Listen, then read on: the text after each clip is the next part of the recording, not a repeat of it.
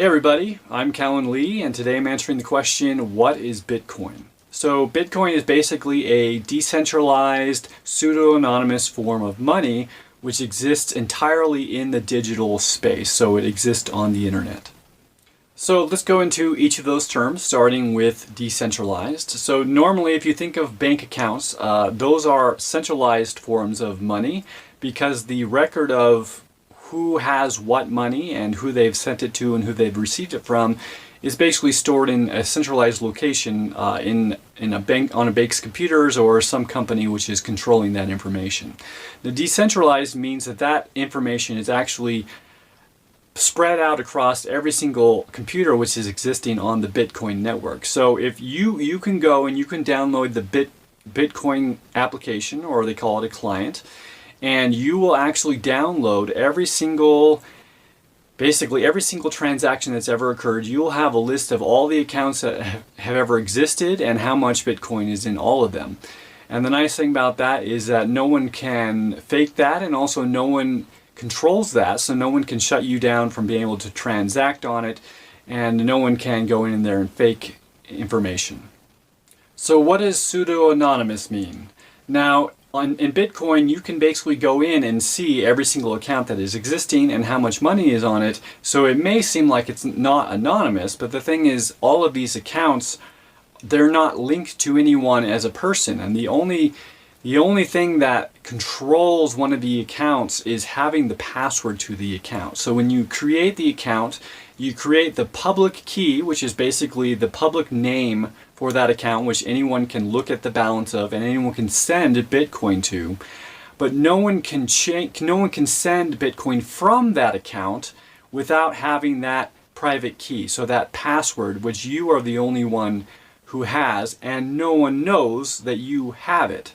So there's really no way to know who's sending what money to who unless at some point you have announced that. And for example, like if you use some of these more popular trading platforms like Coinbase or something like that, you have to sign up, you have to put in your name, you have to prove that you're a citizen of a certain country, and therefore you are tying your Bitcoin account to that account, your name to that account, and now they can kind of figure out where you're sending money and who you're sending it to just by using computers to kind of figure that stuff out. So basically, if you're not careful, it's not anonymous, but if you do know what you're doing, it can be perfectly anonymous.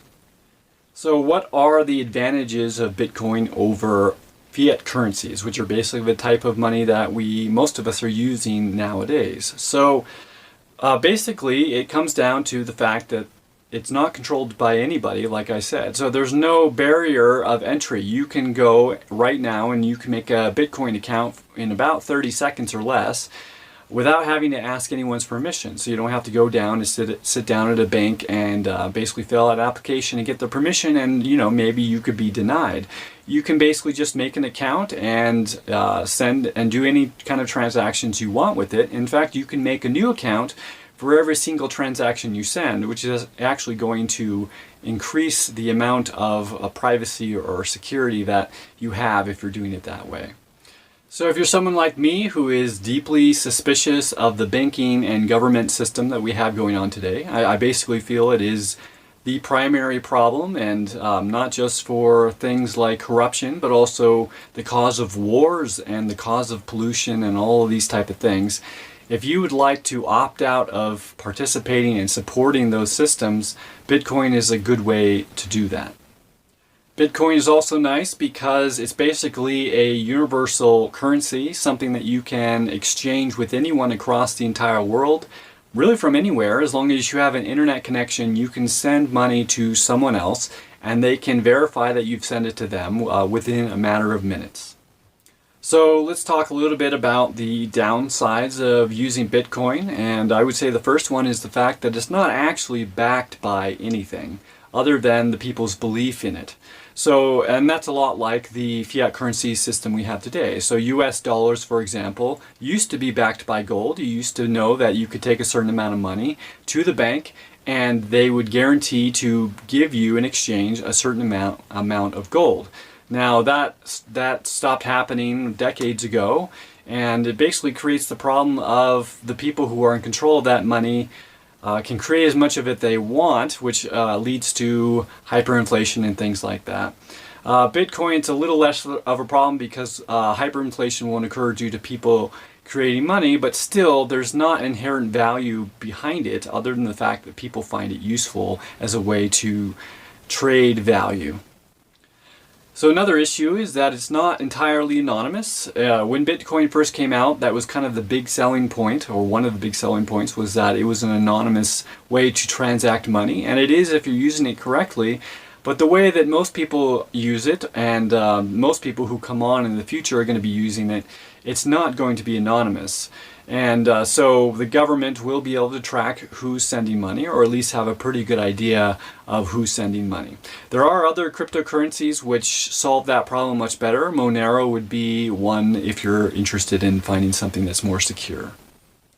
Another problem with Bitcoin is that it relies entirely on the electrical grid and also the internet being in place. So in order for all these transactions to take place, there's a bunch of computers which are using a huge amount of processing power, and they're all competing with each other to do this because they get rewarded with Bitcoin for doing that.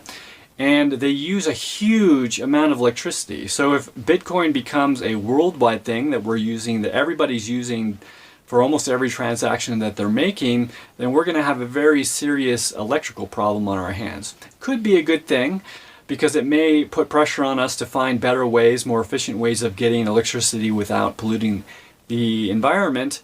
But at the moment, I do think that we should be worried about that as a problem. Another problem with this is that due to the fact that it relies on the electrical grid, unlike something like gold, which does not, is that if we ever lose access to electricity for a period of time, then Bitcoin is going to lose all of its value. Now, we may, because most of us have had access to internet for most of our lives, we may think that that's never going to happen, but there's actually a lot of scenarios where we could lose our electrical grid, and therefore if you had a lot of value stored in Bitcoin, you're going to lose it. And here's just one example of that. Some scientists estimate that the sun, which has a bunch of solar storms basically constantly, sometimes those storms hit the earth, and sometimes they are big enough that they would wipe out our electrical system. And some people estimate that basically every 10 years there's a 10% chance that we would be hit by a storm which would do that.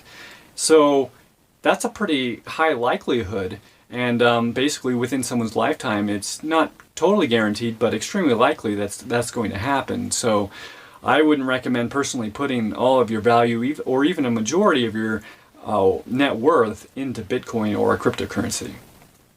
And kind of the last downside of Bitcoin, and I guess you could also see it as a positive, is the fact that if you're using it as a way to invest money, like investing in the stock market, it's highly volatile, which means that it goes up a lot and it goes down a lot in a very unpredictable way, because this is kind of a new system and we don't really understand it. So at one point Bitcoin was, a couple cents to buy a single Bitcoin, and I think the first transaction that ever occurred, someone paid 10,000 Bitcoin for 2 pizzas to be delivered to their house. And then at one point, a couple years ago, Bitcoin was almost $20,000 for 1 Bitcoin. And then it dropped down to like 3,000. So, and in a very short period of time. So a lot of people lost a lot of value. Now it's back up around 10,000. So let's say you're someone who had bought in at that 3,000 point. You've more than doubled your money, which is really good if you're someone who's thinking about things in terms of like investments in stock markets. So it does have there is the chance that you could make a lot of money, but there's also the chance that you could lose a lot of money. So that's a really quick summary of Bitcoin. There's of course a lot more details if you're interested, and I have made a playlist of other videos that you can watch which go into those details a little more. So I'll have a link below and you can watch that playlist of other people kind of just describing those type of things. If you'd like to get into Bitcoin and set up your first Bitcoin wallet, you could of course just download the Bitcoin client, but that means that you're also going to download every single transaction that has ever occurred, which is going to take a lot of your internet bandwidth and also a lot of storage on your hard drive. So I would recommend getting one of the other types of wallets, and there's many, but I like the wallet which is called BitPay because it has a couple of other features to it which make it more like using normal money in the way that you're used to.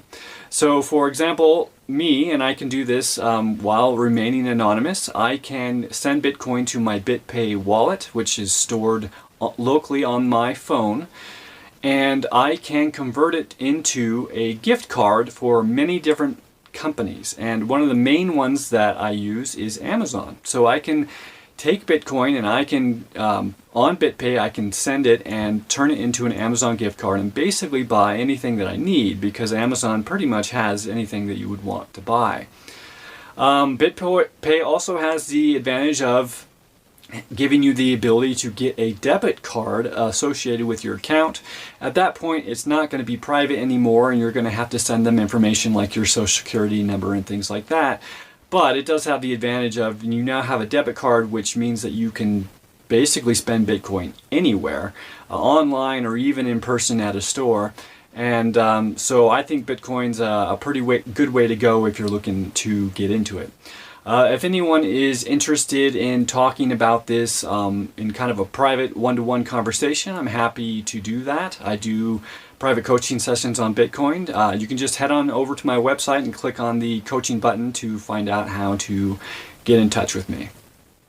So that's my answer to the question, what is Bitcoin? I hope it was useful and enjoyable to you, and thanks for watching, and I hope to see you next time. If there's anything you would like to ask me, you can head on over to ask.cahlen.org, and you can search to see if I've already answered your question, and if I haven't, you can submit it there and I'll get an email and I'll answer it with a video as soon as I can.